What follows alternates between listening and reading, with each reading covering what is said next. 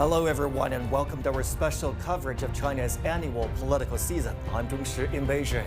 And I'm Li Dongning. The Chinese People's Political Consultative Conference is wrapping up its annual session at the Great Hall of People in Beijing.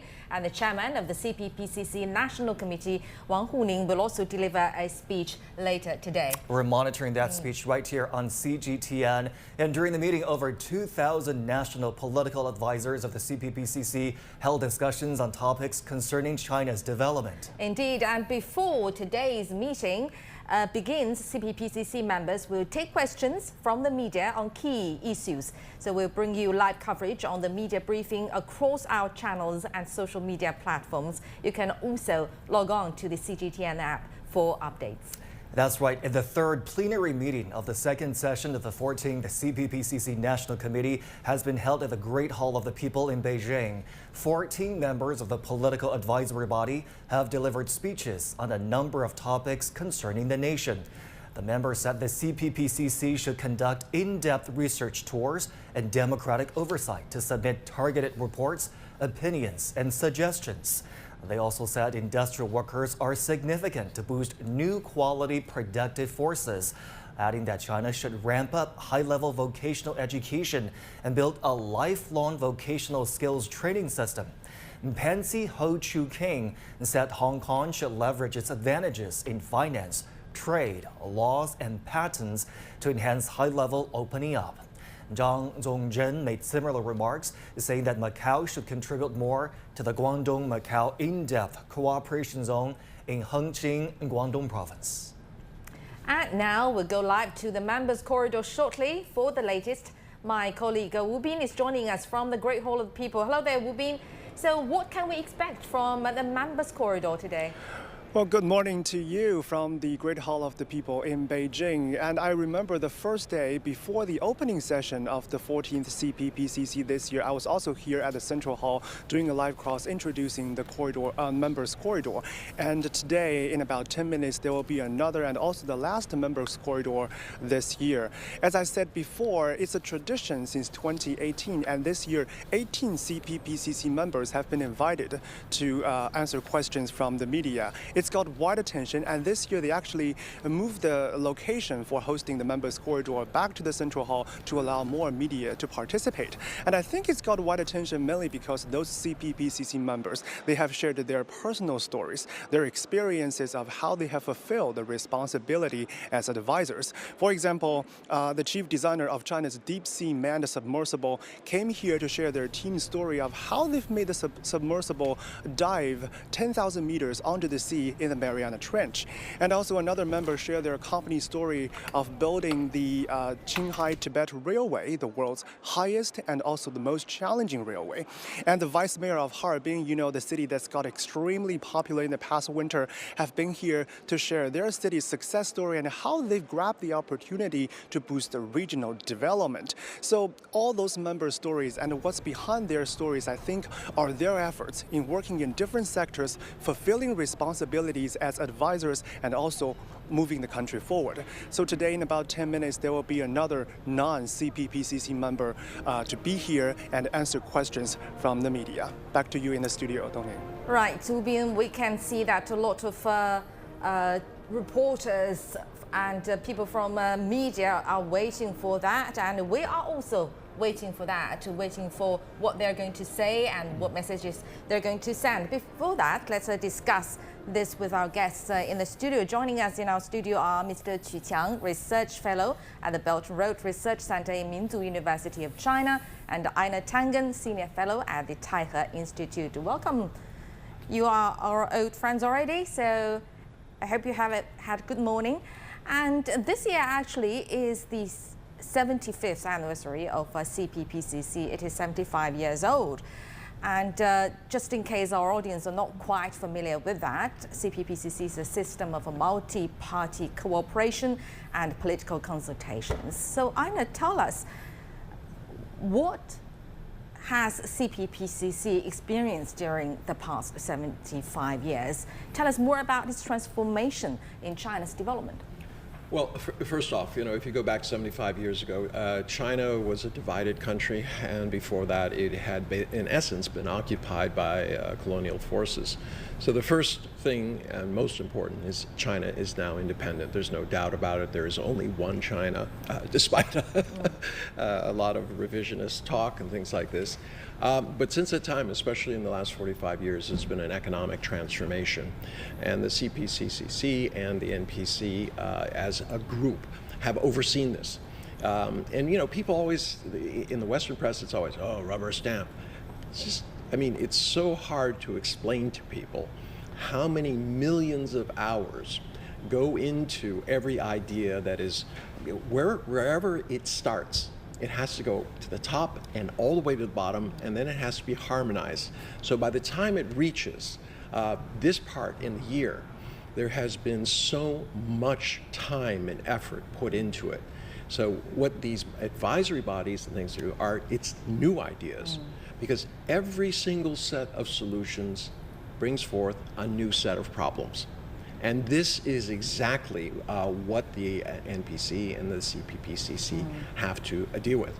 They look at the existing legislation, proposals, ideas, and then they try to come up with the next set to deal with it. So what has this resulted in? China's the #2 economic power in the world. It has a different idea. It's spreading this idea of global security, global development, global civilization through initiatives. So, long way. It's a long way. So, Mr. Chu, tell us more about how CPPCC works, really. We know it works by the members sending the proposals, but how is different? How are the proposals different from the ones sent by the deputies of NPC?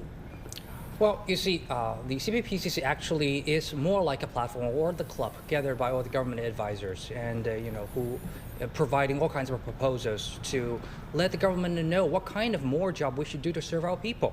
And most of these democratic parties in China, they are, have liaison or deep connections with different walks of life. For example, the All China's Federation of the Commerce and Industry, they are in liaison with many of the entrepreneurs, big and small. Some are from the SME sector, some from the very big enterprises, and also the Zhousan Society. They are, they have lots of members who work for as an expert. For example, doctors, so people scientists. from the elite group of people, also from the grassroots. Also from grassroots, for sure. Not only from the, well, sometimes you see maybe just a shopkeeper from the papa and mama shop. They will understand, they want to understand how government can serve the SMEs. So they would like to have more proposals to the government. So from different angles, maybe they're just a grassroots community doctor. Maybe he's a doctor from a very high position in the big ones, or he is a entrepreneur for very big companies. Well, and this is something that's really important that people miss. They talk about democracy, and it's supposed to represent the people. All right, but most of the democracies are the people who are elected are very wealthy, and they don't represent the ordinary people. In China, there is a formula. 17% of the people are rural. That means they're farmers. 25% women, and you go all the way down the line. You have people who are custodians. They clean buildings, and they're there. And they're representing them. That's true democracy when the voices of the people are actually heard. You don't need to have the golden trumpet to sound out your own voice. That's, I think, it's an advantage of Chinese democracy. Gentlemen, just following up on that question of representation, it's important to note to our viewers that they're not, like Mr. Chu was pointing out, they're not political advisors full-time. They have their jobs, they have their professions. They come from a wide range of professions. More than half of them are not Communist Party members. So how important, Einar, starting with you, is the fact that they represent such diverse groups of people here? It's absolutely essential if you do want a real democracy. If you say that the elites will represent everybody else, what do you have? You have an oligarchy. In many countries, if you look at the power structure, right? It's dominated by millionaires, billionaires, people who control very, very, very big businesses or are lobbied heavily by them or have friends who sits on the boards of the CEOs, etc. That is not true. The trappings of democracy, all right, this idea that you make it look like the democracy, no. Democracy's government doesn't matter what it is, has to deliver. If you don't deliver, I mean, what good is any form of government if I can't walk down the street or be safe in my home or have access to food and opportunity? And how do you make sure this is fair? You have to have the voices of the people who are actually there. People don't know that they don't get paid a regular salary for being on this. If they have to interrupt their work to go on an inspection tour, to do some sort of research, they get a very small stipend. When they come to Beijing, they don't, stay at lavish hotels and eat, big steaks and things like this, like they do in other parts of the world. They have a cafeteria that they go to. Yes, they're given a place to stay. Yeah, then how exactly do the proposals? We mentioned the proposals are the main way for the members of the CPPCC. Well, I think how are they received, processed, and finally impact the policy making? Well, I agree with Aina. Aina just mentioned, in China, our representatives, our members, they do not, lose the touch to their own job. They don't need to quit. Okay, I decided to be a politician, so I get the funding. Now I join in this whole campaign. They are not. They are career politicians. For example, what really touched me right now is one proposal by one of the women doctor. She's a gynecologist. Well, every day when she's just doing the daily check for the young women, young mother, so he find out, okay, the young mothers do not have time, do not have enough maternity leave, so they cannot go to the check, a gynecologist to check on daily basis or on regular basis. So their health status really, can be worried. So now she write a proposal, say, okay, we as a government, as a country, we should provide the young mothers more of the maternity leave. So this is a very down-to-the-earth proposal. The ideas are from their job, from their life. first-year life, yes. Yes, exactly. So they never lose the touch to the real problem. They never lose the touch to the real people. It's not hanging in the air. So you asked about the process. The process is very simple. They submit it in writing. It goes to the Secretariat, and within a certain period of time, it must be answered. And before the following year, all right, there has to be an investigation. It has to be weighed. Not all proposals make it. Some proposals are a little bit too narrow. Yeah, for instance, last year more than 5,000 proposals were handed in, but nearly 5,000 were treated. 99%. 99%. Yes. So that's pretty good. I can't think of any other form of government in the world today where 99% of the proposals that are handed in by ordinary people are addressed within a year. So this is a particular strength, something that people don't understand. They just think, oh, communism, well, somebody's up in a box dictating what's happened. They don't understand that in a country of 1.4 billion people where you have 90 million party members, there's only about 15, 16 million people in the government. A lot of people in the government aren't party members. So there are all these strange misconceptions that are often pushed by the international press, mainly because they don't understand it themselves. So they just kind of repeat these old tropes, these narratives, which make everything very simplistic.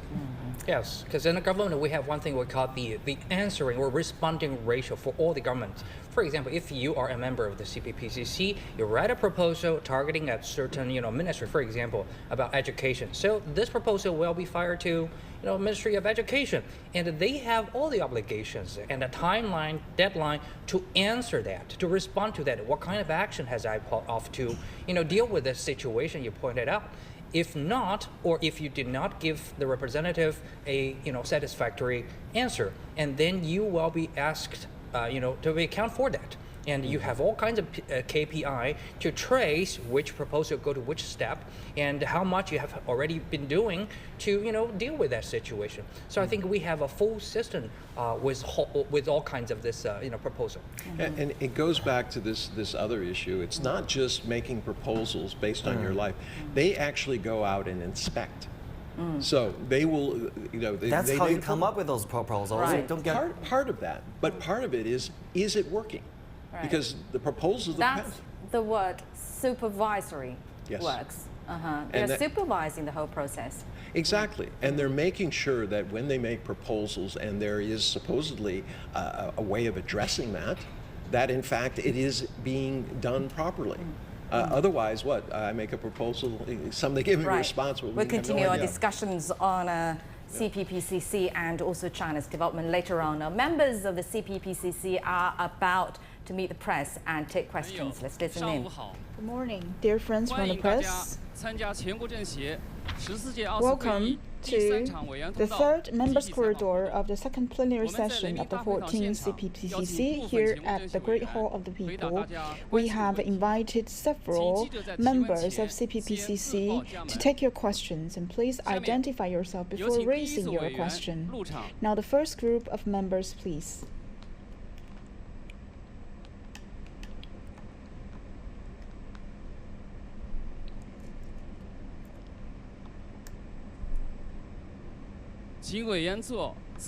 Please introduce yourselves. Good morning. I'm Lu Jing, 14th CPPCC National Committee member from China National Gold Group Corporation. Good morning. I am Lin Xiaofa from Jiumu Group. Good morning. I'm Zhu Songchun, 14th CPPCC member. I'm from Beijing Institute of General AI. Now the floor is open. Please raise your hands.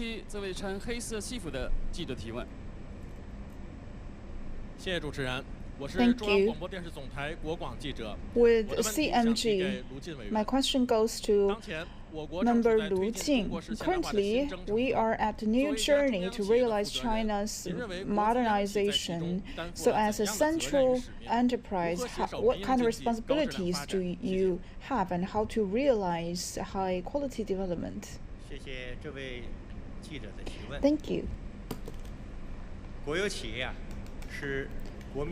National enterprises or state-owned enterprises are important pillars to the national economy, as is known to all. The C919 jumbo jet and the cruise and the Shenzhou family and the bullet train are all important infrastructure that have demonstrated the capability of the central enterprises and SOEs. So SOEs have played an important role in promoting economic development and implementation of national strategies. High-quality tech reliance and the satisfaction of people's longing for a better life is an important mission for us.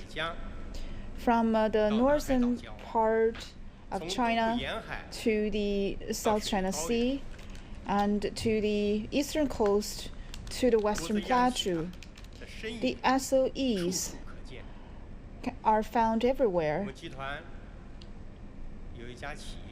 There is one enterprise in our group in Xizang, in Lhasa, in one of the small counties affiliated to Lhasa. There are a lot of farmers in this village. That they are not only farmers but also shareholders, and they can obtain bonuses by the end of the year. So that's real benefits and the improvement of well-being for these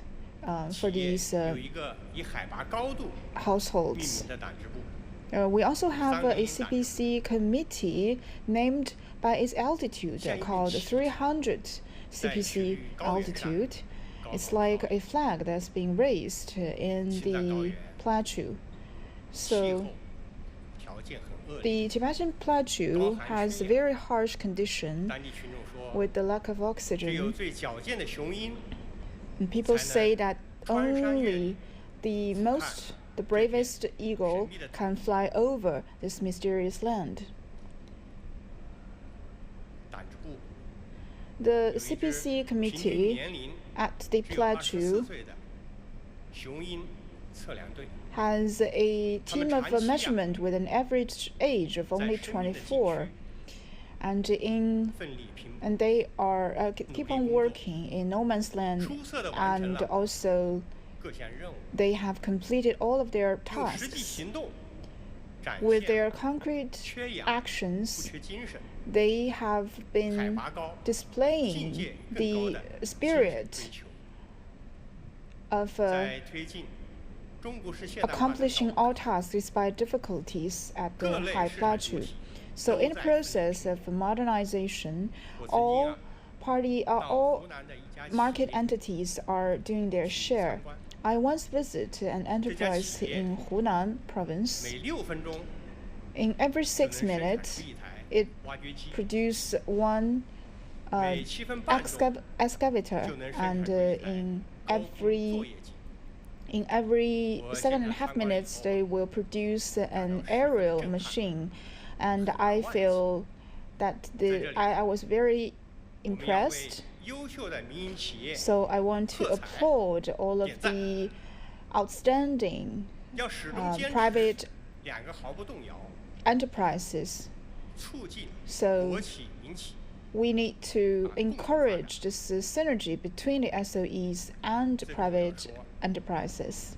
Last but not least, I'd like to say that responsibility and confidence are more precious than gold. Let us join hands and focus on innovative development so that our enterprises can grow bigger and promote the healthy and sound development of the Chinese economy. Thank you. Thank you, Member Lu. And next question. 请西区那位穿西装的女记者提问，靠中间的。谢谢主持人，我是大众日报大众新闻客户端的记者。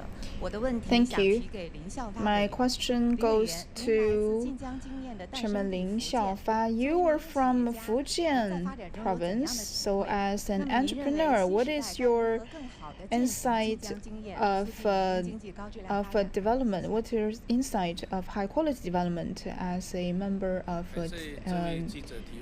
from the city of Jinjiang? So Jinjiang is a prefecture of Quanzhou city in Fujian province, and it's leading the provincial economies for many years. So that's why we have the so-called Jinjiang experience. With this guidance of Jinjiang experience in the past 20 years, the per capita GDP of Fujian province grew by 10 times, and we have this famous song in which one of the lyrics said that 70% of the success depends on the endeavors of one's own. So that's the spirit of Quanzhou and Jinjiang. And Quanzhou is a sleepless city. There are a lot of entrepreneurs, especially from the private enterprises, that emerge from Quanzhou and also expand their global reach. Currently, the private enterprises contribute to more than 70% of the tax return, the tax gains, and 90%, over 90% of market entities. 35 years ago, I started my company with only 2 staff and 20,000 yuan, and I had been living in the dorm of my factories for many years. So we believe that this kind of fighting spirit of as entrepreneur cannot be lost. We start from a very small factory to a very big manufacturer, and we realized the transformation of digital development. And we have applied for more than 10,000 patents so that Made in China can truly become global. We depend on self-reliance and start from scratch. An enterprise like us we are not alone in Fujian, and there are a lot of companies like us, and a lot of the innovative products are from private enterprises, and more than 80% of the tech centers in the province are from private enterprises, and more than 90% of high-tech companies are private enterprises. These achievements would not be possible without the strong leadership of the CPC Central Committee and the State Council. They have created a very favorable environment for private enterprises, so we can focus on our businesses and also make investment in an aggressive manner. So in this new journey for high-quality development, the entrepreneurs should continue to practice the Xinjiang spirit. And also, we can never lose this fighting spirit. We believe that the Chinese economy will have a brighter future. And last but not least, welcome to Fujian. Welcome to Quanzhou. Thank you for your interest and support of the private enterprises. Thank you, Mr. Lin. Next question. 请东区这位戴眼镜的男记者提问。感谢主持人，我是工人日报记者，问题提给朱松纯委员。My question goes to Mr. Zhu Songchun. AI is a very heated topic, and you've been working in this business for many years. So can you tell us more about the general AI and what does it mean for the daily life of the people? Thank you.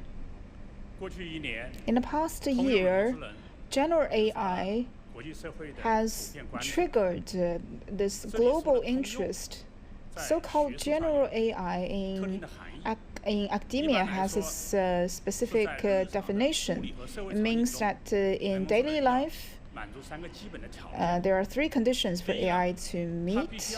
First, it needs to accomplish unlimited missions instead of limited missions defined by humans. And second, in different scenarios, it needs to discover tasks on its own.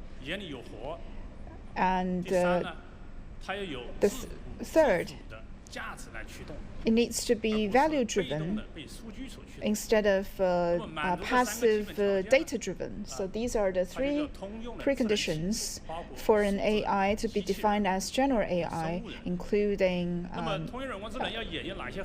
this robots and other AI entities. So what technologies are included? So as a human being is actually a general AI entity. It actually opens a new perspective for us to know more about ourselves. We all heard the story of how Newton discovered the gravity, but apples falling down, fall down every day, that would triggers this kind of thinking in our head. And we could know that from the process for a child to grow up and learn from his surroundings. These are our topic for research. In the past, we believe that these are not part of intelligence because we naturally, as humans, have this kind of features, but it does not mean that this is an easy topic. This kind of evolution is an important research topic for this for general AI. By the end of January this year, we organized the first general AI entity called Tongtong with an intelligence of a 2 to 3 year old child, and is still under iteration, and they will become part of our lives. And for example, in terms of the old age caring business, in the future, TongTong may be able to provide this kind of pension care.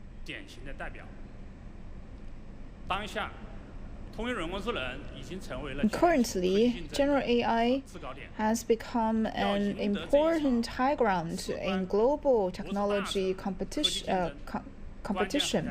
To win this battle, we believe that the most important factor is talents. I opened up this special courses at PKU and Tsinghua University concerning general AI.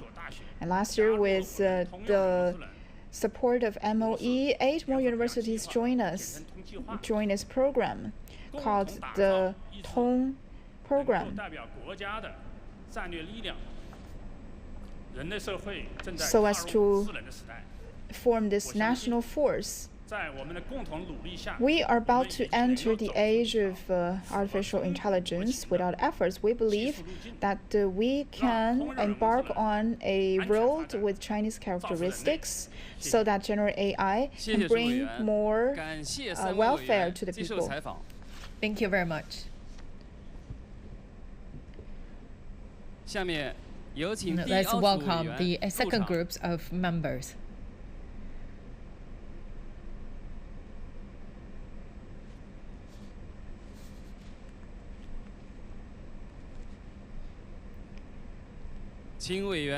Please introduce yourself.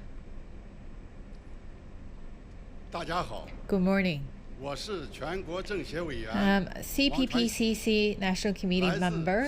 My name is Wang Chuanxi from Daicun village of Shandong province. Good morning. I'm also the member of CPPCC. My name is Li Mingjin from Shanghai Science and Technology Museum. Good morning. The founder of CEO of Zhihu. My name is Zhou Yuan. The floor is open for questions.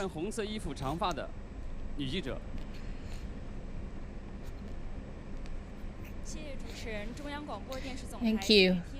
With CGTN, my question to Mr. Wang Chuanxi. Daicun village has continued to explore the new way, bringing a hope and a good life to people, and how you developed a featured industry and bring the people towards a prosperous future. Thank you for your question. I grew up in the revolutionary village, Yimeng village. I also worked for 26 years. Growing a collective business always on top of our agenda, and that also should be centered on the party's task. What we want to do is to not only enrich people's income, but also to enrich their knowledge. So talk about the income that increased more than the tenfold compared to a decade ago. And during this year's Spring Festival holiday, the Science and Technology Museum actually also attracted a lot of the tourists. The tourists visited a forest of the agricultural products, and they could not believe what they saw. They saw that here is no the insects, there's no really the extreme the lot of things actually can be done automatically. And also the kids, they also visited the museum, and they love this place so much because for them this is a dream factory. And here we also have the different markets events, and also the Yimeng Old Street. There are many different sightseeing places. And during the Spring Festival, every day we have attracted 30,000 people per day. And the festive atmosphere also brought the happiness of Daicun village to all the people. So our villagers said that previously we admired so much the life of people living in the urban area, but right now you could see that the people from the urban area really love to spend some days here in Daicun village. I believe this is something that we heard quite a lot from our villagers. In recent years, we also emphasize on the agricultural resources. We did not waste any inch of our land. And we also extended our business along the agricultural industrial chain. We built the industrial park and also the training center, as well as parks that's all around the agriculture. The collective business has grown. And one village, they realized their dream, and they also to bring the other villages towards a brighter future. So we worked with 11 villages around us to plan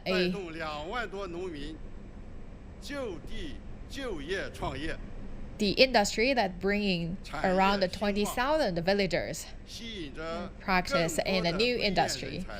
The strong industry also attracted talents as well. So we also built a platform for young talents to show their skills and knowledge. As we talk about the Science and Technology Museum in our village, that's actually has been built by the returned college graduates with the average age of 28 years old. So they told me that they would like to work with their teammates to turn the dreams into reality. Spring is here. It's also the time to do some tourism and also welcome everyone to visit our Daicun village. And also please do visit the thousands of beautiful villages to experience by yourself, to see the changes there. Thank you. Thank you, Mr. Wang. Next question, please.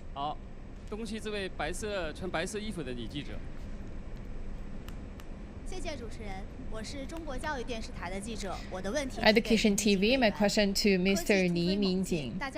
The science and technology has developed very fast, and people always realize that importance of the education on science and technology.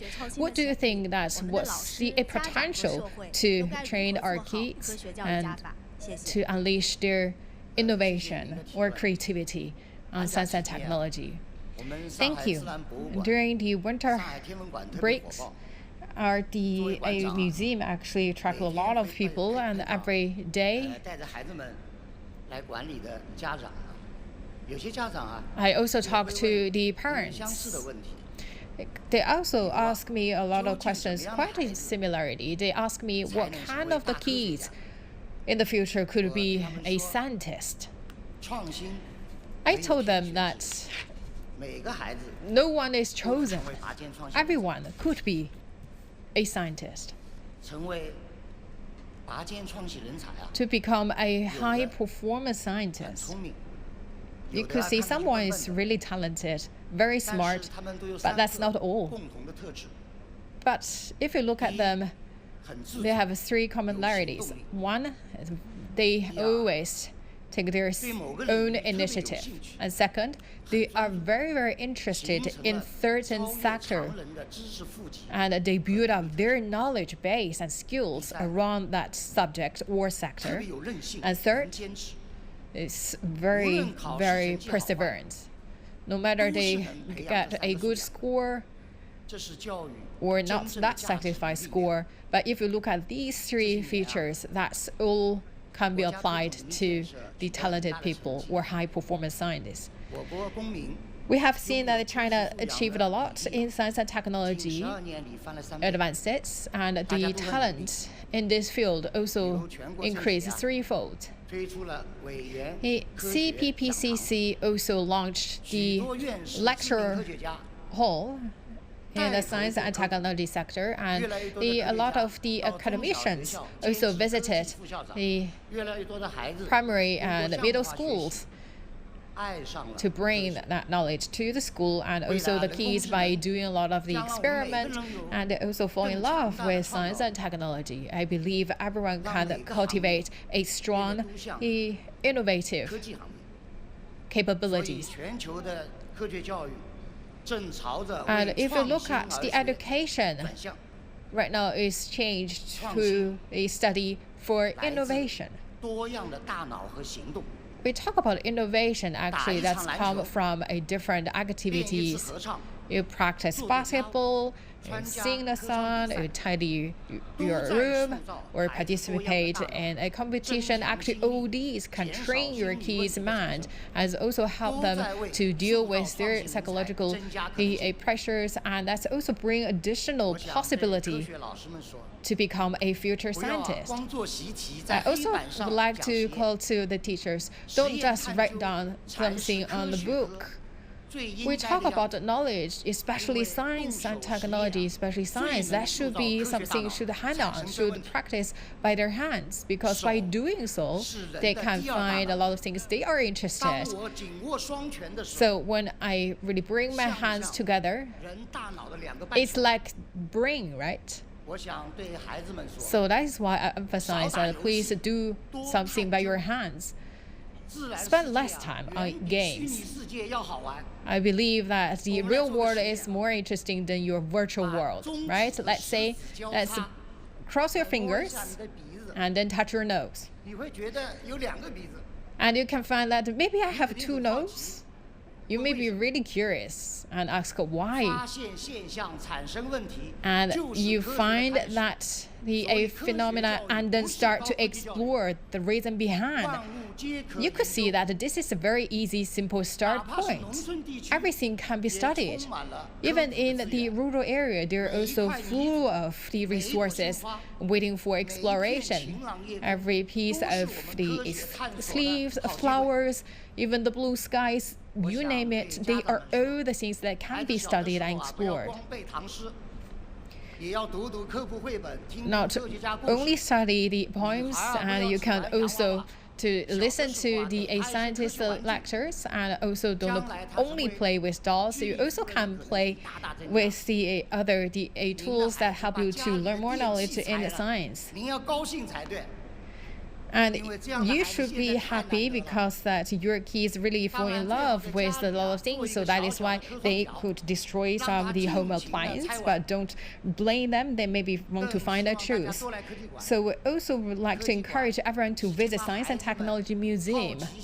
This is the place for your kids, really the golden, cradle for them to study, cultivate their dream of a future scientist. Thank you. 那位穿褐色西服的女记者提问。谢谢主持人。人民日报、人民网记者提问。People's Daily. My question goes to Mr. Zhou Yuan. 我们想了解一下。 As a practitioner in the internet industry, how internet empowered the development, and also during that Q&A session, how the netizens can cultivate their new quality productive forces. Thank you for your question. I'm a practitioner in the internet industry. I'm also a veteran in this regard. I created my business. I also previously a journalist, and could see that today the world changed so fast. There are new things coming out almost every day, so that require people to have a good study capability and also adapt to the changes. Talking about the internet, when you share knowledge and also learn new things, you always can find something valuable in the internet. So I ask about what has impressed you the most in terms of the science and technology achievements. People mentioned about that the man-made the sun, and also the marbles, and that's also the questions that draw a lot of people's attention. And also I saw Mr. Gan Wenjun also shared with us that DA China launched the probe to study the sun, and also the scientists from the Beidou satellite team also provide their answers to this question online. Besides these questions, we also find the questions that are so close to people's day-to-day life. We talk about how you run without hurting your knees, and the most favored answer is the one that came from Shanghai, Mr. Sun Yueli, and he is the orthopedist, and he started to share about the knowledge online, and so far he shared about 1,500 pieces of information online. So you could see that internet actually break the threshold of the knowledge, so people can really learn a lot of the specialties and know-how. So we always consider internet as the window we learn new things, and also a platform for Q&A. So when you ask a question, you could see that a lot of people actually love to answer your questions, and that could benefit others.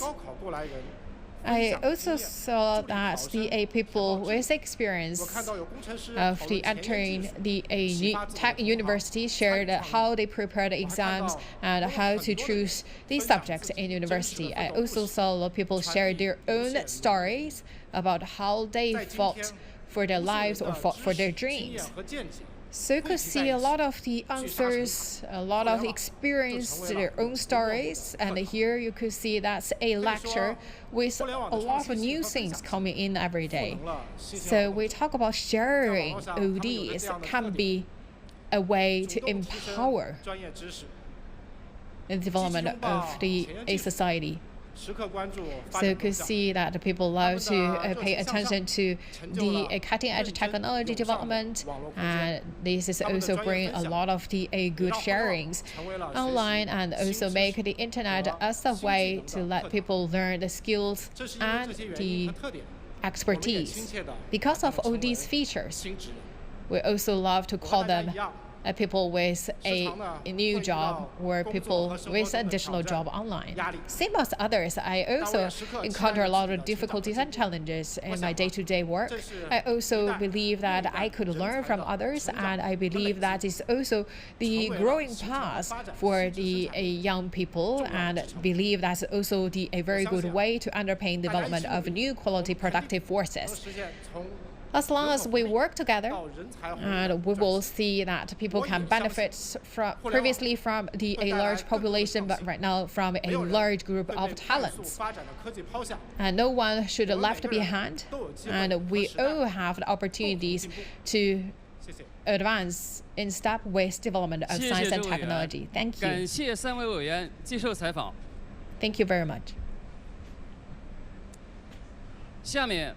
The third group of members, please.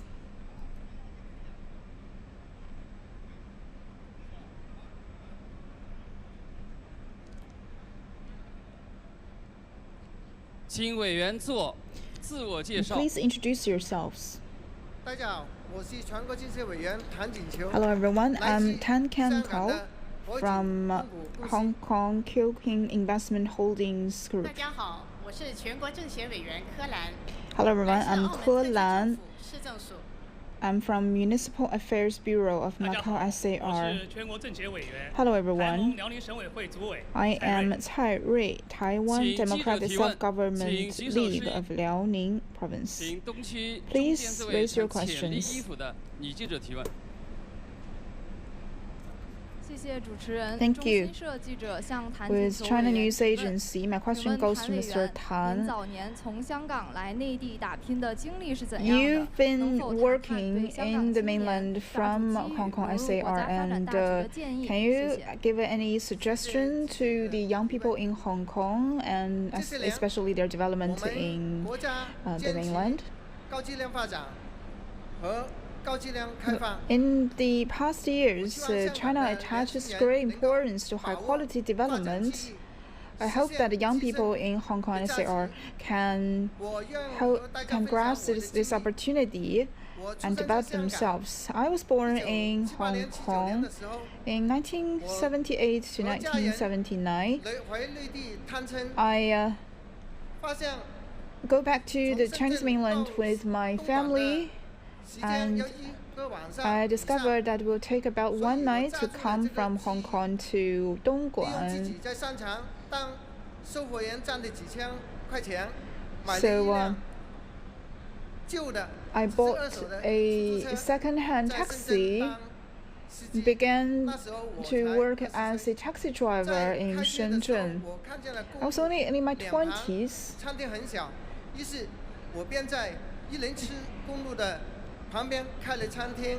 I discovered that there are not a lot of cafeterias with Hong Kong food in Shenzhen, so I opened a small restaurant at the road.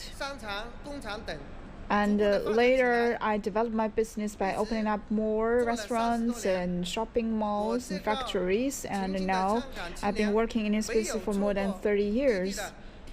I am very privileged that I didn't miss out on the opportunity as a Hong Kong young people to develop in the Chinese mainland, and I believe that it's important for the young people to take on the opportunities. I have another story. There is a Hong Kong students who have graduated from the U.S.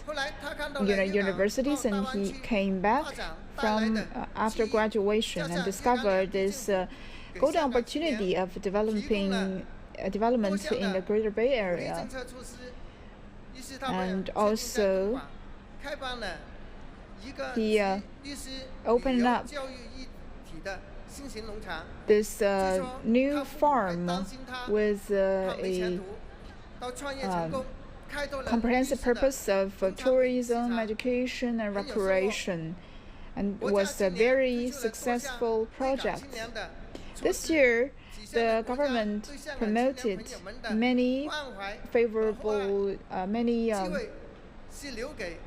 policies to support development of Hong Kong young people in their development in the mainland, and I believe that the opportunities are for those that work hard, and we hope that the young people in Hong Kong can take on this opportunity to develop themselves and contribute to the national development.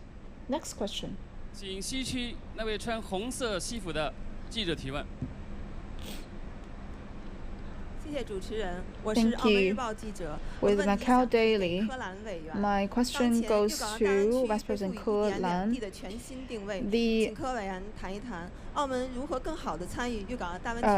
city of Macau SAR will play an important role in a Greater Bay Area development. So can you tell us more about the development and positioning of Macau in Greater Bay Area?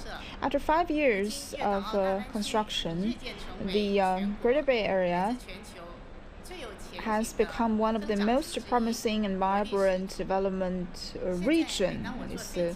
Each time I took the plane and look at the Bay Area, I could see very beautiful neon lights, and I feel very proud to be part of its development. And this kind of emotions at heart can help us to further speed up the development in the Greater Bay Area and to form this unified market. in this region. We believe that the market unification can have both soft connection and hard connections. And I am working currently at the Municipal Affairs Bureau, responsible for the grocery market of Macau and also the export of Macau products to the mainland. So it's not only about food security, but also the ecological and biosecurity. With the support of the central government, we take on this quarantine work of the food product in Macau, and we're working with our mainland counterpart. And we have formulated this new supervision mission to move the checking point up front. We have also established this white list for plant and animals. Now you could travel between Hengqian and Macau with your pets.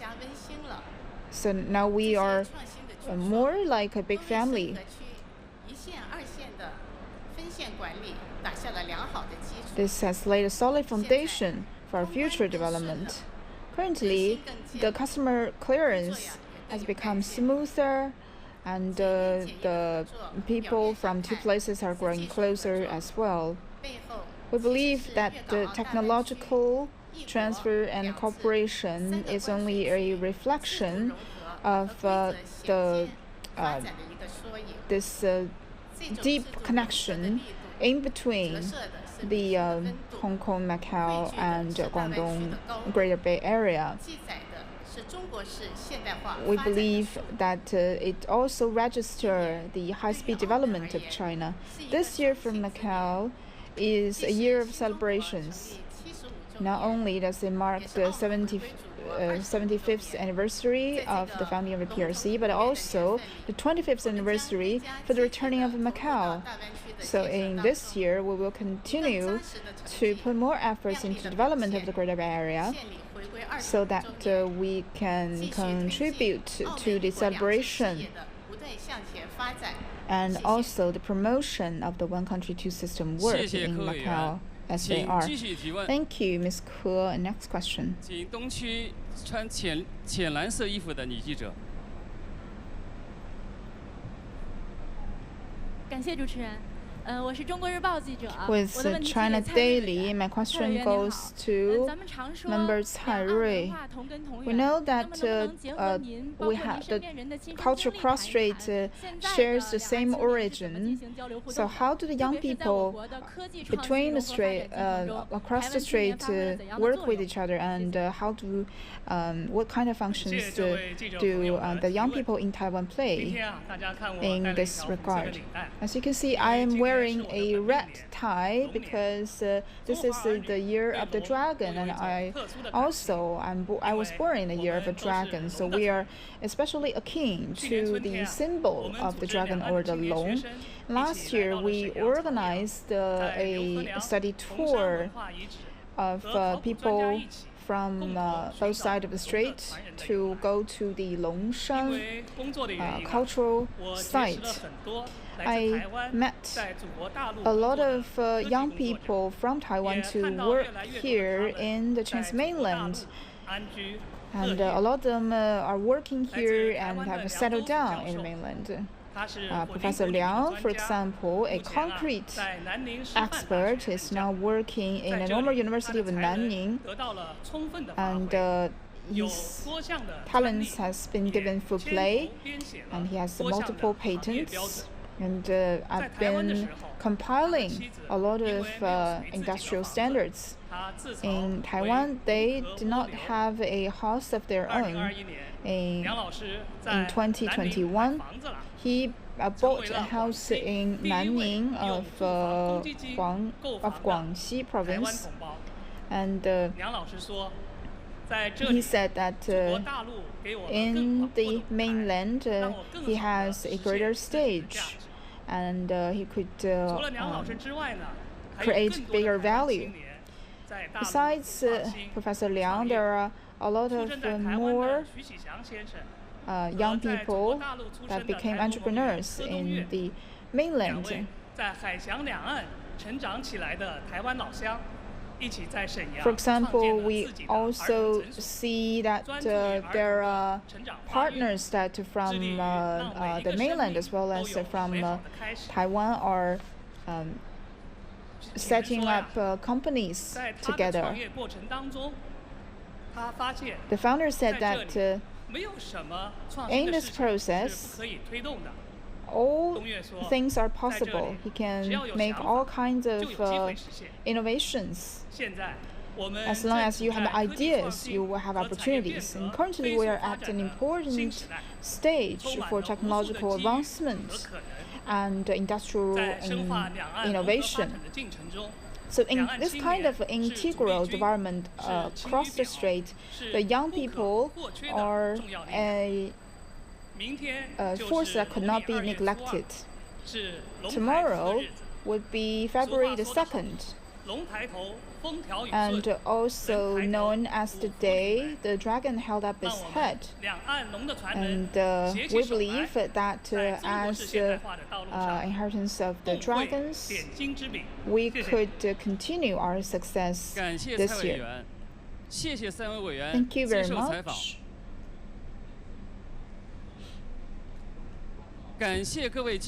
Thank you all for attending. That's all for the members' corridor of this year's CPPCC National Committee. Thank you. See you next year.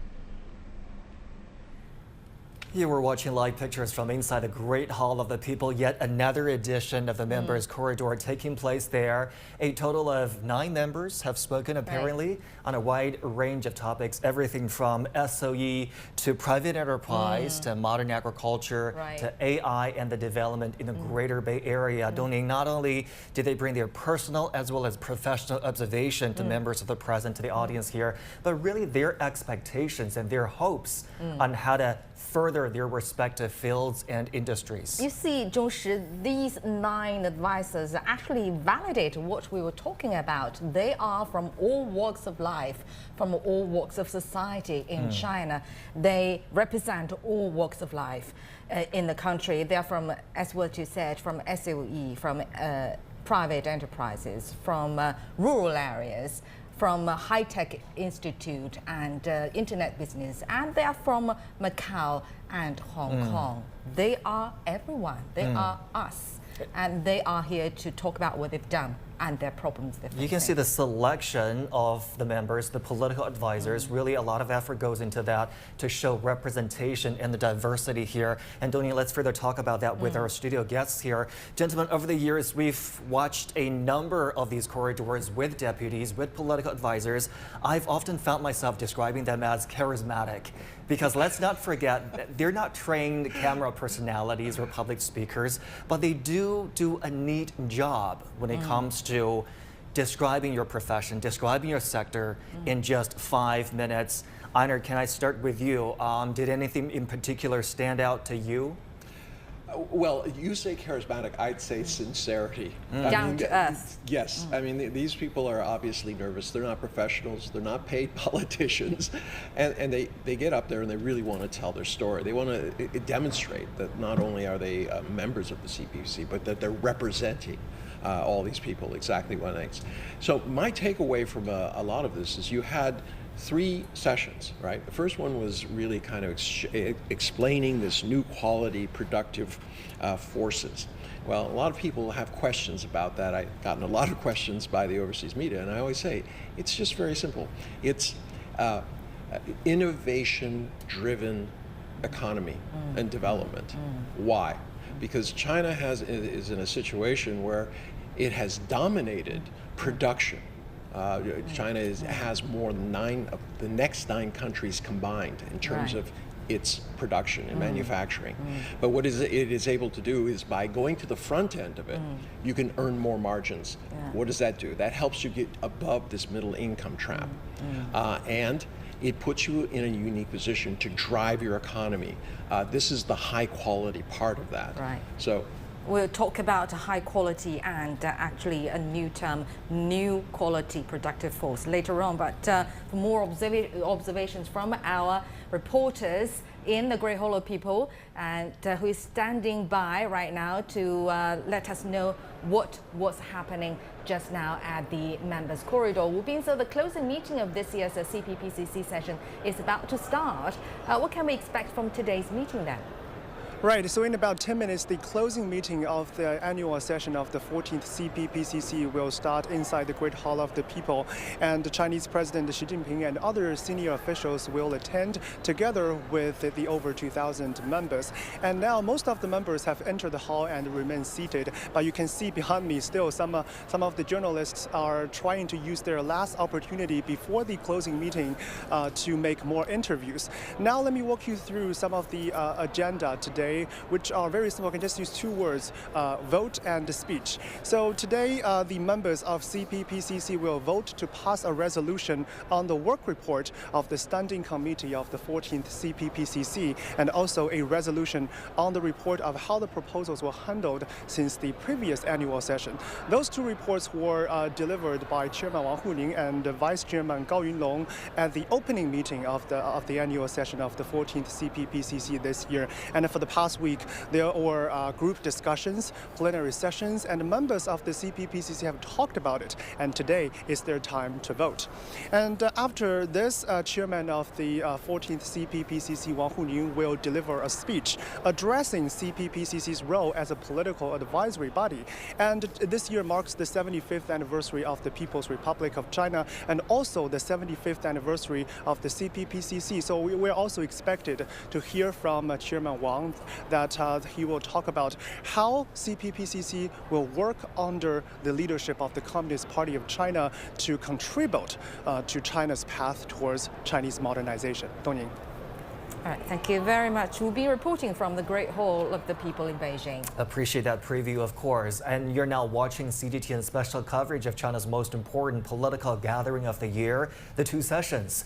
CPPCC members have just taken questions from the media in what's known as the Members' Corridor.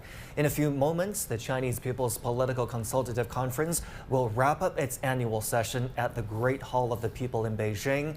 We'll bring you live coverage of that event. All right, we're moments away, of course, from that closing meeting of this year's session of the CPPCC National Committee. Dong Ying, Einar was just talking about how an innovation-driven economy could benefit China's further development in terms of that high-quality concept here. And Mr. Chi, I want to get your take also on that members' corridor we just saw. Any particular things stood out for you? Oh, yes. It shows this corridor really shows that there's diversity in China's democracy and political life. For example, you see members from all walks of life, from all regions. For example, you do know that the Bay Area in China right now has been really mixed up with all kinds of the residents. For example, many Hong Kong citizens right now marching north in Shenzhen and Guangzhou. They find the life there is really, really good. And they also need some improvement, to accommodate it to the need of the Hong Kong people, right? So they will raise out their voice to tell the government what we need to do more to, make the life more convenient between Shenzhen and Hong Kong. And also you have to know there are like millions of the Taiwan people living in the mainland as well. For example, they're doing the enterprises here. So also they need a say. They need to, we have shared culture. We need also convenience. So this kind of the voices can be really let it out in this kind of the platform, in this corridor. And also there's another thing I would like to remind everyone. Besides this physical corridor, there's another corridor goes on the internet. Actually, it starts, I think, from the year of 2019. Right now, if you click on any social media in China, TikTok and Weibo and etc., you'll find there's specific channel called Two Sessions. And all more CGTN detailed CGTN too. Well, sorry, CGTN has as well. Advertisement there. Yes, exactly. So everyone, 1.4 billion people, you can click on the session, you will find everything more detailed, proposals by all the members. to have discussion. You will find this is very, very vibrant. Millions of the answers and the retweets about all kinds of proposals, and people will love some of them. Like I mentioned, the maternity leave. People, are yelling to support that. But don't get me wrong. There are many people are disagreeing with certain proposals. For example, very interesting. There's one member that say, okay, we should probably block the minors' access to the online video game. Should we agree on that? And then there are millions of people say, oh, we should do that. People are spending, kids are spending too much time and money on that. People are saying, no, it's very creative. We should let kids to play under certain conditions. You should not just kill it for good. So you see, this is kind of a really vibrant democracy going on in China in a very interesting way. So I think it really was observing. Very innovative way. Very vanguard way of taking part in the political season, to be part of that. And this is one of those times in things where everything comes together. Every single part of society all of a sudden is in one place, and they're talking about what is the future. With video games, it's not a question of the switch is on or off. It's a question of everyone what's has the chance to have their say being heard. Innovation. Talking about this innovative way, innovation actually is key word for this year's political season. On NPC sessions, on CPPC sessions, we have to bear in mind that innovation means not only about high tech, about AI, about sending people to Mars. It's also about new business patterns, for instance, and better procedures to lower cost, for instance, and what makes it more productive, hence the new quality productive forces. But my question is this term, new quality productive forces, all about innovation, Aina? Well, yes, it's innovation on one side. We were talking about that. China wants to get on the front edge of development. Right now, China leads the world in 25 out of 28 scientific areas. And they want to continue that and then focus it so that you start, monetizing this advantage. And you've seen this with NEVs, the solar, everything green. You're seeing it with 5G, 6G, et cetera, et cetera. On the other end, all right, in the manufacturing end, what they're doing is using robotics and also digital transformation. So all of a sudden your factory is going to be much more efficient. Why? Because it's integrated into the logistics, both in terms of resources coming in, value-added products going out, finding new outlets for your goods and services. So that is becoming much more efficient. And you see this globally, this issue, it comes down to, if you can produce at a lower cost, you can talk all you want about subsidies and about de-risking and all this type of stuff. It doesn't work. We've seen that market forces, people will buy the quality and the price that makes sense to them. And if their governments try to prevent them, A, it's increasing inflation, but B, people eventually find a way around it. So it's pointless. So China is going in a direction where you say, open up, develop new markets. Right? Be efficient, be creative. And there's this real feeling in the world today, and we were talking about this earlier, that those who have the IP and that develop it will be served by those who don't. Now, from the US perspective, they say, oh, that's great. We want to gather all the IP, we want to keep everybody out. China has taken a very different stance. As we saw during the pandemic, they said, no, we are going to co-develop and share the development of IP with the rest of the world. Why? They see this as the shared future for mankind. Because if you create an unequal society, all right, globally, it is not going to last. And this is a very different vision from what you see from a lot of Western countries, which still have that colonial mindset where it's, grab, conquer, and hold. Gentlemen, each year we're introducing these new terms and new concepts to our audience. Apparently the Chinese are very good at coining new terms here, but there is that interlink in between these concepts. We're talking about new quality productive forces, meaning the breakthroughs in science and technology, really to foster that growth in emerging industries that are future oriented. So Mr. Xu, I was wondering if you can just link things together for us and really help us understand how they fit into the bigger picture of China's high quality development next year, because whether it is innovation driven economy, whether it is new quality productive forces, they all aim for that new chapter in China's next development phase here. Well, high quality development for China is very different. For example, it's going to be very green because 1.4 billion people. You're not going to counting everybody to live in a mega house, to have an oil guzzler car, right? And also, it's a high quality development based on a very large density of the population, which means you will have another way to take care of the people with the old age, with disease, with the minors, and with people's development. And also, you're going to use the high tech. So how can we fit them together? I think the answer is the new quality productive force. What does that even mean? For example, I think there are several features for that productive force. Number one, it got to be very cost effective. You cannot just by wasting energies and fossil fuels so that you can bring people bigger house and bigger cars. And I think secondly, it must be very smart, because people are aging, so you need more of the people, more of the force to support people's life. So I think the AI and a robot can be the answer. Just take a look at Chinese decision of developing AI. Just a small example. What we do not have so much of the shiny products like to build AI song or AI videos. But in China, we have AI-powered, no-man harbor. We have pilot-free vehicles. We have fully automatic AI-driven, logistic systems, which you can receive your delivery services within just 1 day. So we are focusing on productivities to support real people's real life, rather than just giving you some good show on the smartphone. And also, I think another one is the marginal cost is getting to zero. The green energy, what does that even mean? More of the solar panel you have built, well, downput investment probably going to be $1 million.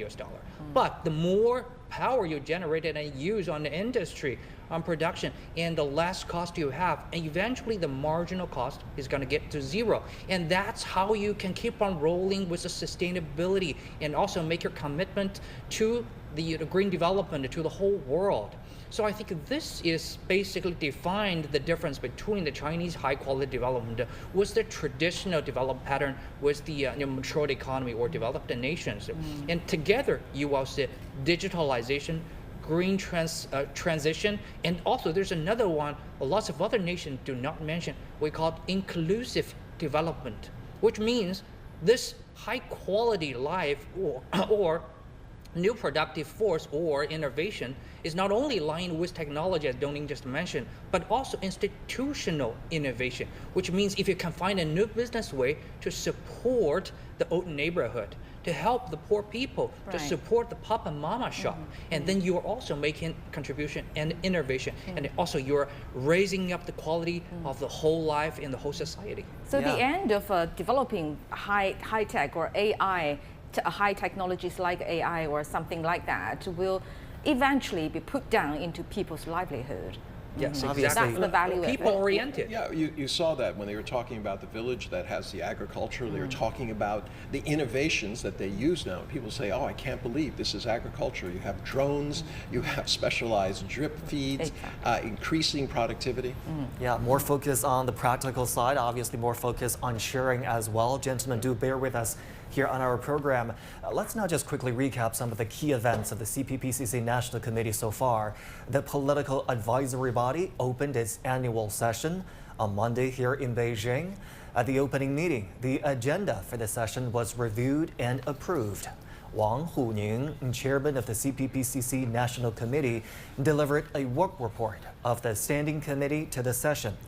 And on Wednesday, President Xi Jinping participated in a joint group meeting during the session of the CPPCC National Committee. He called on political advisors to build broad consensus to contribute to Chinese modernization. Other high-level officials also held meetings with delegates from various sectors. On Thursday, the CPPCC National Committee held its second plenary meeting of the annual session. 14 members of the CPPCC National Committee shared their views. The third plenary meeting of the committee was held on Saturday morning. Right, and the Chinese People's Political Consultative Conference, or CPPCC, is the most powerful political advisory body in China. It's mainly responsible for political consultation, democratic supervision, and the deliberation and administration of state affairs. Specifically, it discusses major principles and policies proposed by the central and local governments. It supervises the implementation of the constitution and the country's rules and regulations. The CPPCC gives proposals on matters concerning political, economic, cultural, and social affairs. All right, now joining us is Robert Lawrence Kuhn. He's the chairman of the Kuhn Foundation and also the recipient of the China Reform Friendship Medal. Mr. Kuhn, long time no see indeed. So nice to talk to you again. From your perspective, how do CPPCC and MPC bodies allow the people's voices to be heard by China's central authorities? China's whole process, people's democracy, is very much focused on the people's congresses and the people's consultative conferences. At the national level, the two institutions are very different and are both necessary. The National People's Congress, of course, is the legislator. They pass all the laws. They do the supervision. But the Chinese People's Political Consultative Conference, CPPCC, is really the most interesting body to really discern what China's whole process democracy is all about. Because on the one hand, it has absolutely no power. It doesn't pass any laws. It can't enforce laws. It can't exercise supervision in a de jure or a legal sense. But what it has is expertise. And it has representation of the people because people get elected. And when you look at the composition of the CPPCC, you'll find in each major category, science, healthcare, military, culture, there are experts. I spent one year with the healthcare delegation, and among the 80 or so delegates were presidents of medical schools, heads of hospital associations, leading doctors in major specialties in gynecology and pharmacology, each one being an expert. So when they make their proposals, they are carrying the weight, not of political, legal power, but of expertise power. And in today's world, that is potentially even more important because of social media and the power of the people. So the expertise in each of these areas that the CPCC has, plus representing the people, is then presented to the government and to the administrators, whether it's the Ministry of Science and Technology or the Ministry of Health or any of the different ministries, Ministry of Culture, and those ministers, although they have no legal obligation to follow or to take seriously the proposal, they have an absolute moral and social obligation, and they know if they don't take it seriously, these people are the experts. And so it's a fascinating system to see it work in operation. It gets thousands of proposals a year. It vets them all to be sure that they're right. In fact, the great majority are good, and they're passed on to people, and they follow up with a very specific system. And just to pick one example this year that I was impressed with, one delegate, a very well-known professor, made a proposal to increase the number of foreign students in China. He was distressed that the number of foreign students, particularly from certain countries, has been declining, and he offered a list, maybe 8-10 proposals that would increase the number of foreign students in China, which would have a great positive effect on China. So I was impressed, and some of his suggestions were not exactly current policy. And so there is an openness in the CPPC, very transparent, to bring ideas from the leading experts in society as well as representing the people. Dr. Kuhn, you mentioned a specific case, a specific proposal this year. Now, in your observation on China's political process for many years, overall this year, is there anything new? Is there anything particularly significant or different this year during the course of the two sessions? I always look at the government work report that the premier gives this year by Premier Li Qiang. And it is lots of things strike you.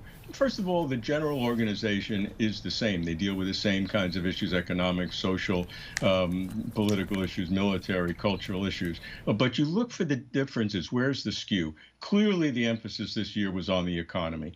Everyone knows that China's economy has faced some headwinds. The depressed property market, consumer demand not coming back after the pandemic as much as might have been hoped, declining birth rate, certainly international tensions and sanctions. There are various headwinds in the economy. So the thing that impressed me most, first of all, was the amount of effort, the amount of time and focus on the economy. That's one. But more importantly than that focus is what it said, because what it didn't say, and this is probably the most important thing, it didn't call for a huge stimulus, because a huge stimulus would increase the GDP and the income for the current year, but it would mortgage the future. And so China's leadership is making a very determined effort to have a long-term stability, to have long-term flexibility, and that specifically mitigates against a major stimulus. And Premier Li said that. He said, we have avoided making a major stimulus for a short-term boost. Now, what they are doing are targeted stimulus. For example, there'll be support for trading in your old Holden appliances to get new ones, which will stimulate demand, but very, very focused, looking at specific areas of the economy, like the smart home.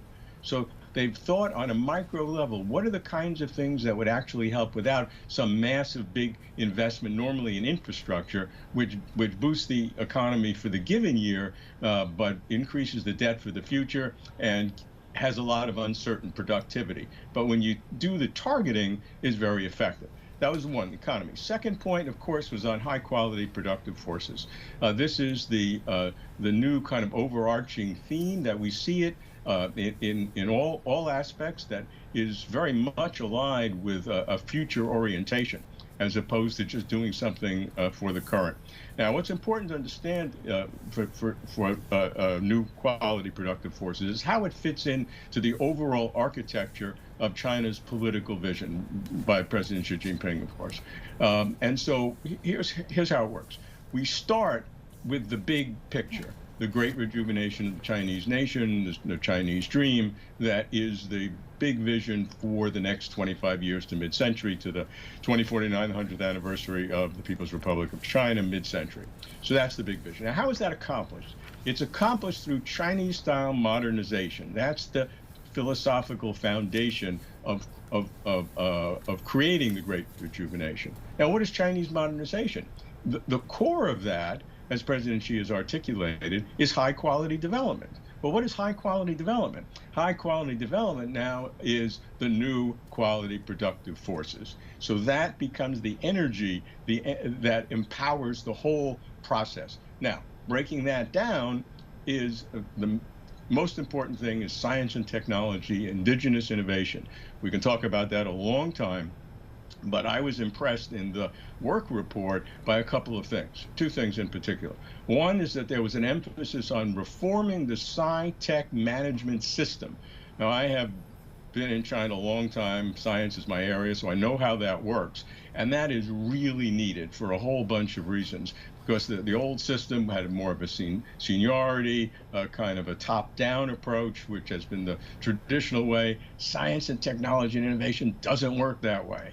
You can have people who are younger, who are maybe iconoclasts, they're not part of the seniority system, and they would have normally been excluded. So changing the management system is absolutely critical. Second part, and it's related, is that a very interesting word was used in the work report, and it's disruption. That the work report and the government is calling for disruption in science and technology, because that's right. That's the only way that it can happen. Now, China is obviously known for stability in economics and politics and society, but in science and technology, if you want stability, you will go backwards. And so the work report calls for disruptive activities in science and technology. That got my attention. Dr. Robert Lawrence Kuhn, we appreciate your time and your analysis. As always, thank you so much for joining us today. And news came in just from the Great Hall of People. A resolution on the work report of the Standing Committee of the 14th CPPCC National Committee has been approved. And a resolution on the report on how the proposals from CPPCC members have been handled since the first session of the 14th CPPCC National Committee has been also approved. And a report on reviewing of the proposals at the second session of the 14th National Committee of the CPPCC has been approved. As all of this is happening in the Great Hall of the People, let's continue our conversation with our studio guests here. Dr. Kuhn pointed to the government work report as something he was interested in and provided insight for him. Mr. Chu here, let's briefly talk about the government work report and the growth target of around 5% this year, which had a lot of people's attention.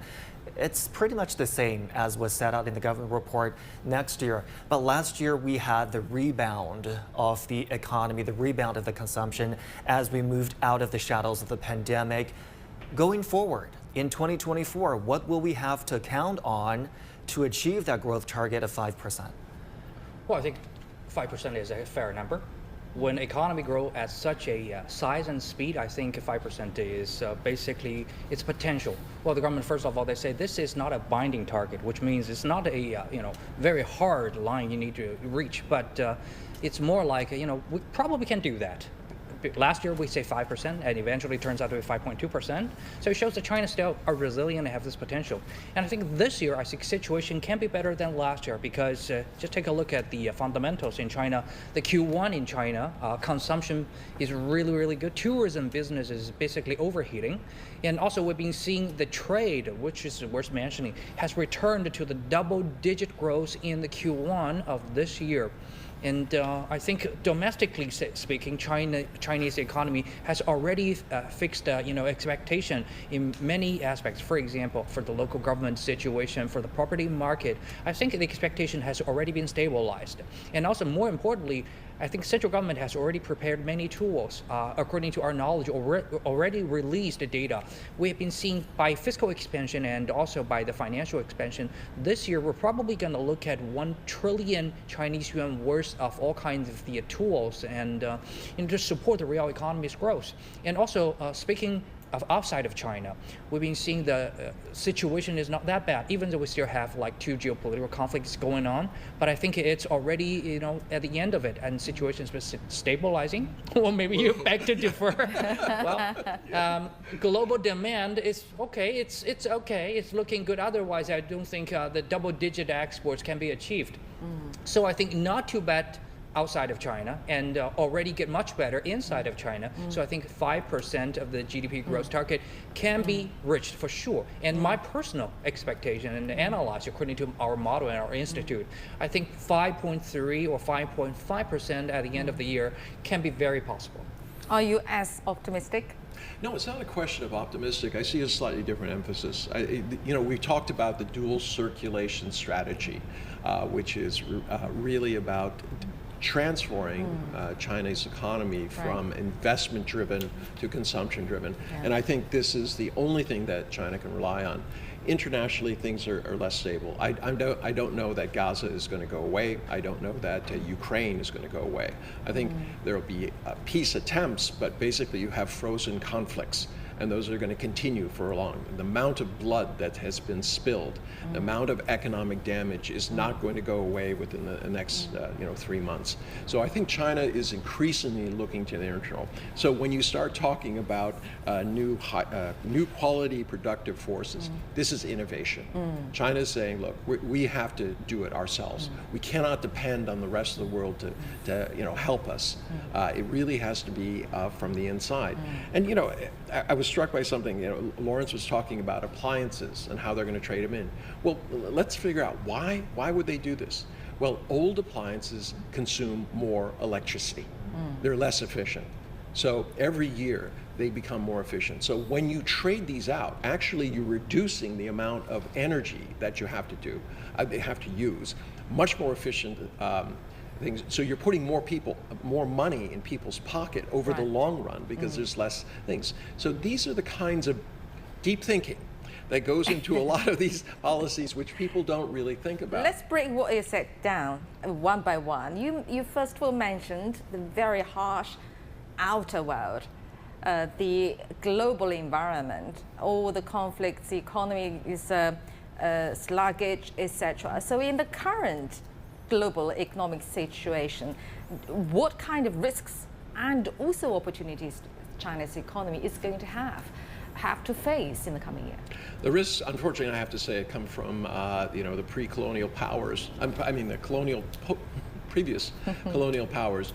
You start looking at developed economies across the world; they're all way, way low. They are dragging the world economic gauge down. Germany said, well, we're hoping we get 0.2%. Germany, all right. You look at the EU, it's down. The OECD, down. U.S., they're saying, we're going to grow at 2.4%. That is not huge, right? That's half of what China's going to grow at. So you have the developed world, but they have a tremendous amount of demand. So if that demand goes away, it has a corresponding effect on all the rest of the countries because they supply resources. China supplies finished goods. That has an effect. That's why that is not working well, and it's not something China can control, obviously.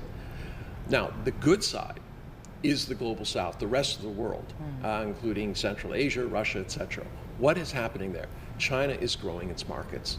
On a yearly basis, you're seeing double-digit increases, far exceeding the numbers that they anticipated in terms of Russian trade.